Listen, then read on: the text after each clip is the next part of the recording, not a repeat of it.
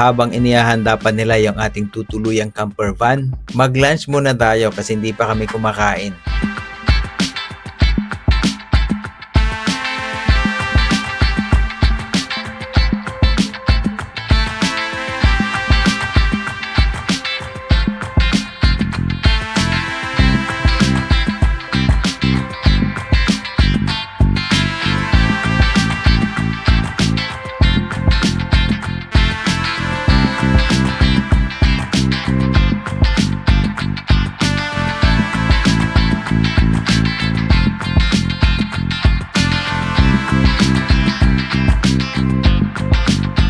Meron siyang aircon. Nakakatuwa, merong aircon. Yung kabila, mami, walang aircon, no?